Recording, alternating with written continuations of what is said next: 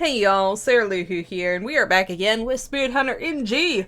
So last episode, we wrapped up our first investigation into the Muruku residence.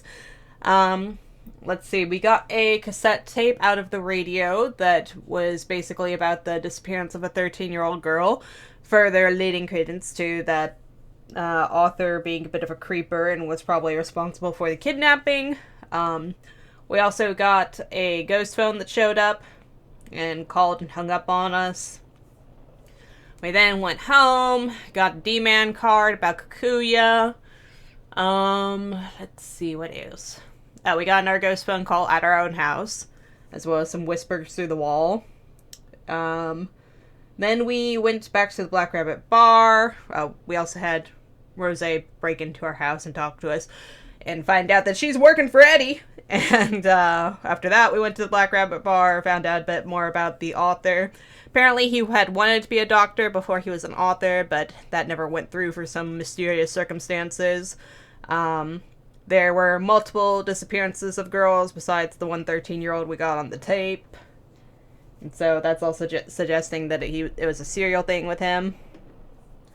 And we found out that I think his last writing was about Kikuya, or Kaguya, Princess Kaguya, but I'm thinking that he's definitely linked to Kikuya given his fascination with young girls, and Kikuya has the physical appearance of a young girl and everything, and I don't know, it seems like too much of a coincidence that she's so heavily talked about in his report, and then the D-Man card is about Kikuya. It all just seems like it's coming together a bit here. So, we're going to find out, though. Anywho, we reached the Miruku residence without any particular trouble today. Another wonderful night. I feel like we'll make great progress with our investigation. You got here fast today. Well, I learned after my trip here yesterday. Anyway, same plan as yesterday? Yeah. You and someone else go investigate. The other one stays behind to keep watch. Sound alright with you? Yeah, that's fine. Well, if there's a flaw to this plan. Ben looks toward the Miruku residence. It might be the fact that we already explored most of the mansion yesterday. We already checked the hallway, living room, bedroom, but there were no other rooms. Hang on a second. From outside the mansion, looks like it would have a second floor, or at least an attic. But from what we saw yesterday, we didn't find any stairs anywhere, right? They must be hidden! Wait a moment. It doesn't necessarily have to be stairs, right? Maybe there's a ladder hidden somewhere. Jose makes a good point. I missed those details on my first day of the investigation. Let's take one more look around the rooms. That's all we can do. Just have to use our feet, eyes, hands. Yeah, every appendage we got. Time's wasting. Let's get started. Alright. I'll take Rosé. No problem. Well, Ben, you're on lookout duty. Fine by me. See you later then. Rosé, don't you go off doing anything on your own. Alright, let's get going. So, since she's our magician, you'll know all about hidden things. Yeah. Mystery call. Oh, text. D-Man. Open up the message. Hey, D-Man. He's usually a texter anyway. D-Mail number 6. How are you? It's D-Man. I prepared your next riddle. Repeatedly hurry the movement of the monster that moves without rest.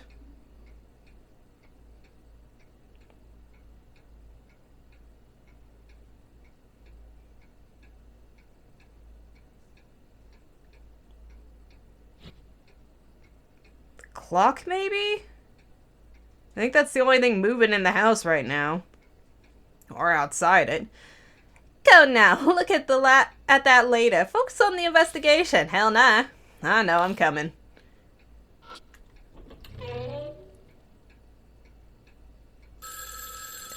What? Our phone call? As we stepped into the room, the loud ringing suddenly stopped. I've always hated that sound. I should check it out just in case. Was that table there? Okay, let's see the clock. An old pendulum clock. There's an old pendulum clock on the wall. Stop. Move the long hand forward. Spin the short hand backwards. Said move it forward, right? I push the long hand around in a full circle, but nothing happens.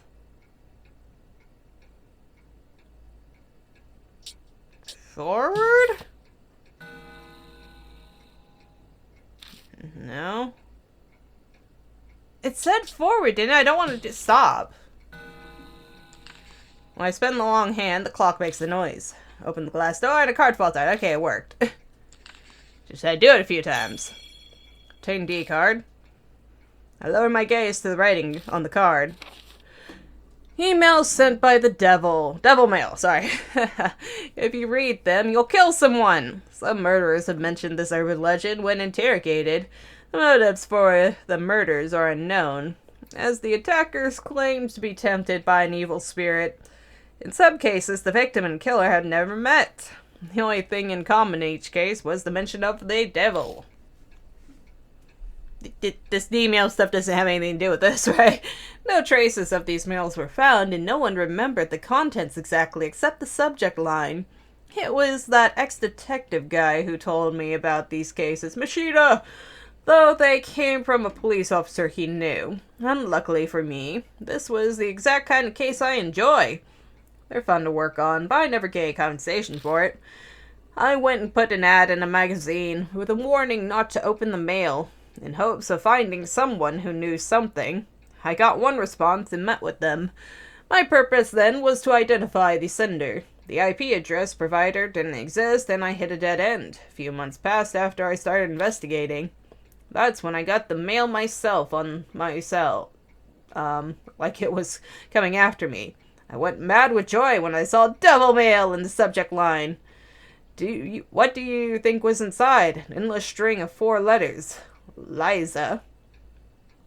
You know, I feel like I've seen an AI with that name, but that's not important right now. Those letters sound familiar. It was a case for Mr. K.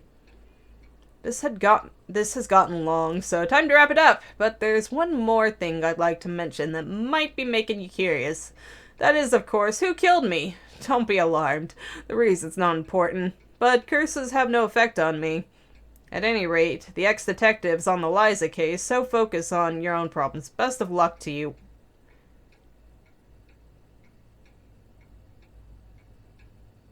What?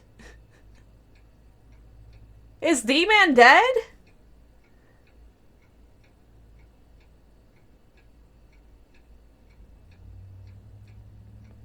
That doesn't make any sense. Or does it make perfect sense?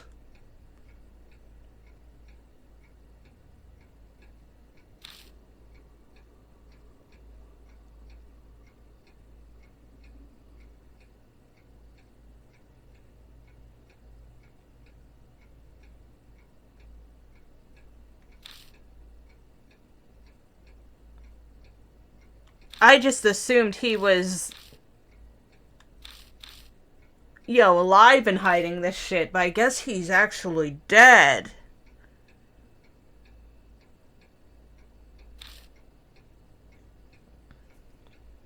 But wait, how can he ask? 1 second. Alright. Sorry about that. Anywho. Okay, so yeah, Liza was one of the names he was researching to begin with. But I'm guessing this means he's just a ghost that inhabits my phone now, I suppose. But I guess he can inhabit any phone he chooses. Seems as though, rather than, because he's clearly a ghost, but he's not malevolent in any shape or form. So I wonder if he had like some high spiritual powers before he actually was killed, according to this thing, right? All that. So he's not being held by a grudge anywhere, so he's able to freely move about and continue his investigations. And I'm assuming he can probably communicate with Eddie still then.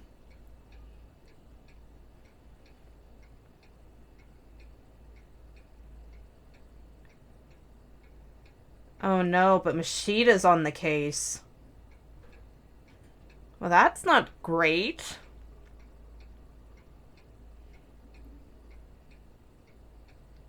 I don't want Mashida being in any danger.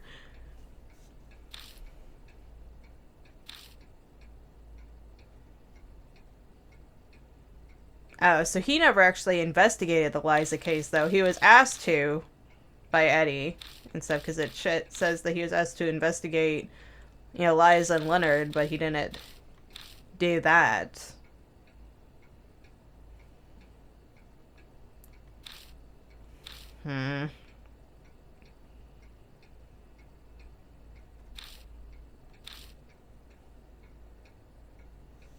Well, that's interesting. What's that, a card from some kind of game? Honestly, I'm not really sure. The pendulum swings without stopping. Alright. So we got the phone. We got some rotten fruit. Alright, phone first. It was kind of, yeah, ringing. I take the handset and put it to my ear. Don't hear anything. Is the line connected? I turn on the flashlight and follow the telephone line coming from behind the shelf. Huh? I notice that something's stuck between the storage shelf and the wall. Try wedging my hand in, but the crevice is too small and I can't reach it. Did you find something?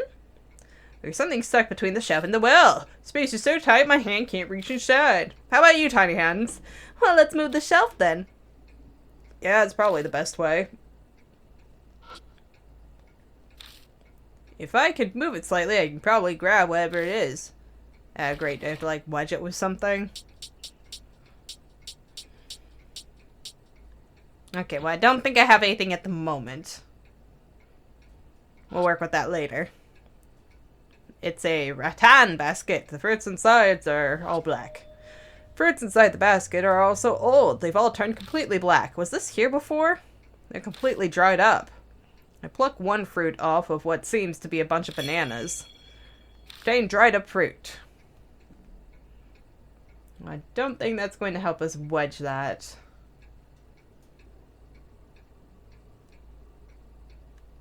Okay, so nothing in here.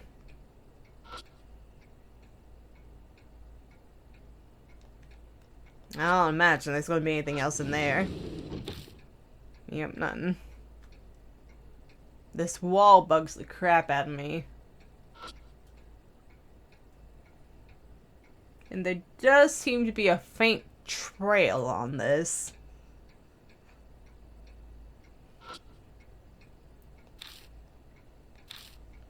Do I have anything to hang?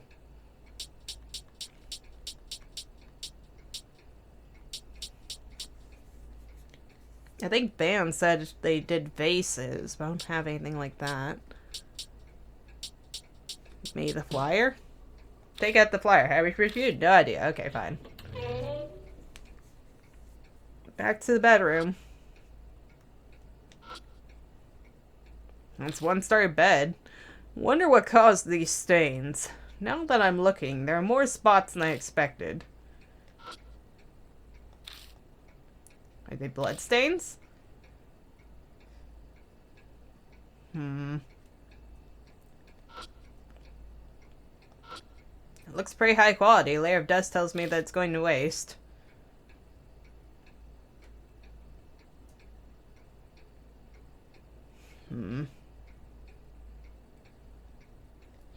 Maybe I need Ban. Maybe he'll pick up on something that she's not. Or maybe he'll be able to help me move that thing. Hey, so how'd it go in there? It went well enough for me to swap with you. Alright. Rose, you're on lookout. Rosé, sorry. No problem. Just leave it to me. Au revoir. I'll see you both later. Alright, let's go. Also, quite the outfit for this. Can you help me move this? I fear a rose. Haha! Yes. Let's try it. I'll give you a hand. Ben and I go to the sides of the storage shelf and... Alright, let's do this. Now, with his call, I pick up the shelf. Perhaps the wood is dense, because this thing is far heavier than it looks. Whoa, it's heavier than I thought. We just need to move it a little bit. Don't hurt yourself, old man. I'm not a senior citizen, damn it. Alright, here goes. We move it a step or two and then set back down. Damn it, almost threw out a hip there. So, did you get the thing?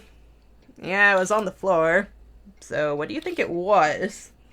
Quit playing around and show it to me. I light up the object with the flashlight and show him. It's a cassette tape labeled H. Chain tape H. Heh. Looks like it's worth putting my hip at risk.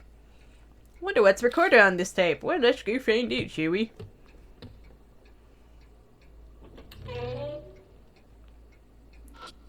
Any comments on this, buddy?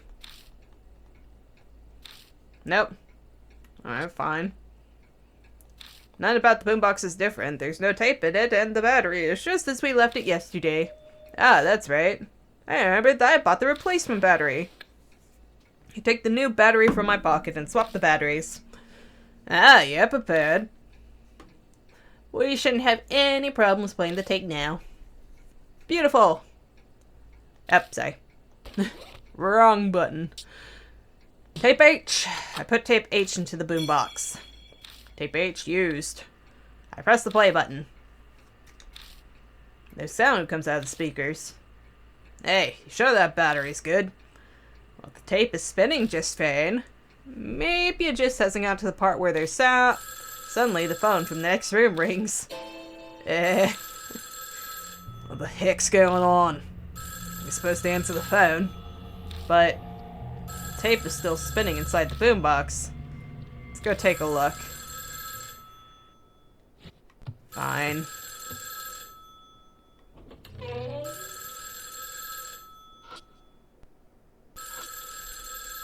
Come on, Missy, what is the deal? I summon up some courage and take the handset and put it to my ear. Radio noise? I hear something that sounds similar to when tapes are played back. I listen to the headset, just hoping to hear something else.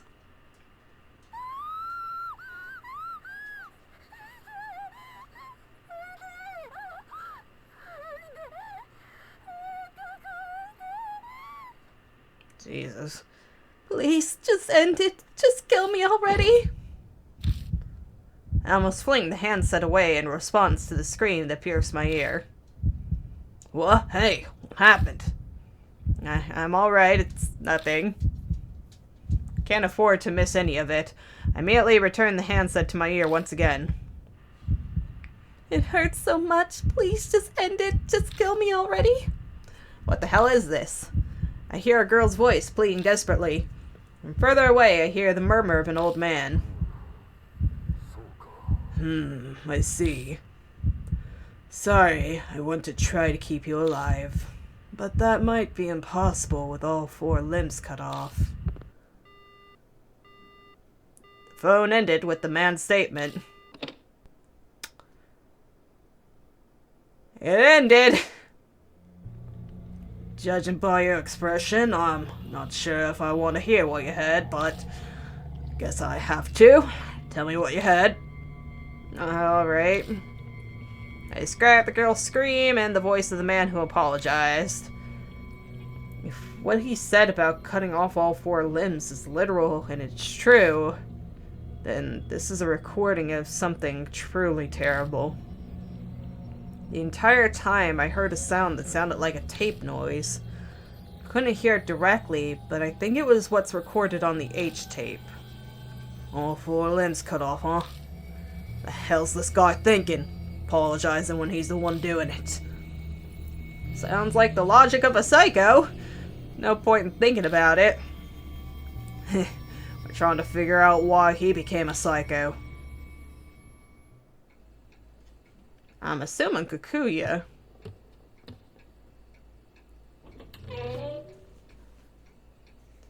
Fuck that. Fuck that. Do not like. Do not like at all. Oh god, it's a duck mask. What the hell? Can't contain my shock as my flashlight lights up an object on the ground. It's not exactly an object. Gather myself and look at it again. Is this a doll? Burn it with fire! And maybe some Buddha talismans. The object sitting on the bed seems to be a little girl doll. I'm no doll expert, but I can tell you that it's more sloppily made than the Kikuya doll. Oh no. He was trying to replicate her, wasn't he? Hello, Fable book.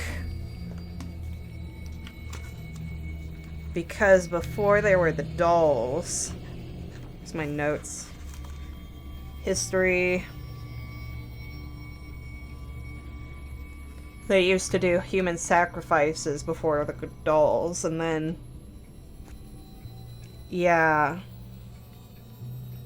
The living dolls were created to be stand-ins for the human sacrifices.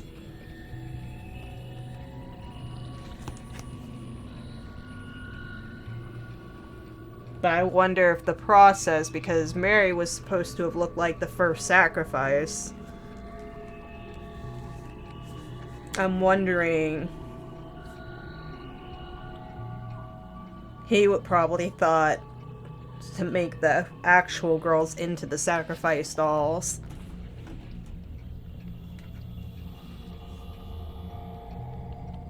Oh no. More sloppily made than the Kikuya doll.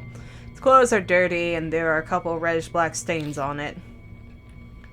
It's wearing a weird mask. How's the mask supposed to be? It has a beak, so is it a bird? Who cares? Let's check it out. I mean, I care. See there, that looks like a girl sitting. I try pulling the mask to remove it, but it won't budge, almost as if it's glued on. I ignore it for now and take a look at its clothes. I notice a reddish-black stain there. Well, blood tree. Don't fail me now. There's a reddish-black stain on the doll's clothing. It might be a blood stain. Looks like blood. Maybe I'll give it a try. Let out a breath to relax and press my fingertip to the blood.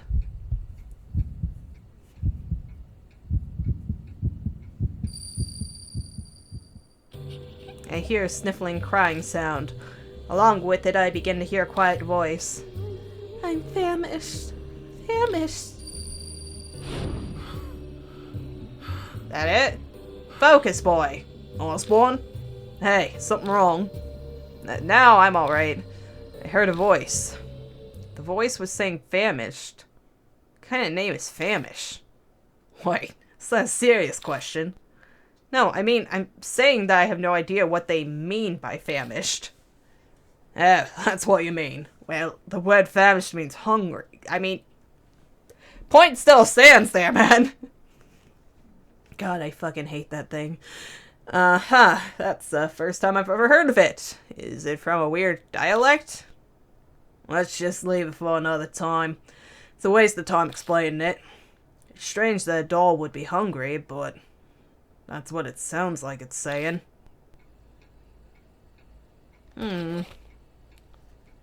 Charcoal, spray paint, Celia form, socks, mask, insect shape, dried up fruit. Here you go. Take out the dried up fruit from my bag and place it on top of the doll's lap. Mask makes a sound and then the mask falls into the doll's lap. Obtained pheasant mask and dried up fruit used. That was a pheasant mask? I thought it was supposed to be a duck.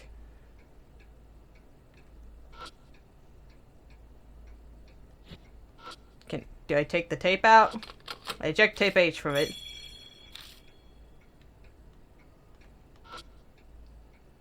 High class Worcester bid.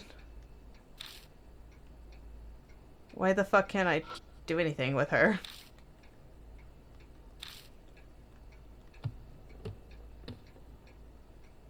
Oh, wait. Wait. I have two masks. Fairly large dent in the back of the mask. Seems like it's meant to be hung on something. I placed the pheasant mask on the frame. Hey, looks pretty alright. Maybe it was hung up here. Just then, I hear something move in the hallway. What's going on? I quickly remove the mask, but the shaking won't stop. Huh. Hey, look! Eventually the vibrating stops and the hallway entrance appears at the mud wall in front of me. Such a weird name for it. Wow, seriously? Is this a ninja lair or something? This is the first time I've seen an actual real trapdoor. But it looks like we saw a glimpse of the true face of the owner of this place. What are you talking about? There's only one type of person who would build something like this. Paranoid person. Someone who is possessed by something. Possessed by what? That's the $1,000,000 question, kid. Come on. Time to see where this hidden passage leads. I don't wanna though. This one's actually kinda spooky. Kubitaro wasn't bad. And I mean, the Urashima woman was a little bit there, but this is like actually kinda fucking weird. We make our way down the extremely narrow path from the hidden entrance. It's really cramped. Well, there are rooms on both sides. This path probably goes between the two rooms. At the end of the path, there's another door. Looks like it's our only option. Let's see where this leads. What's that? I hear something walking on the roof. I don't want to go up there.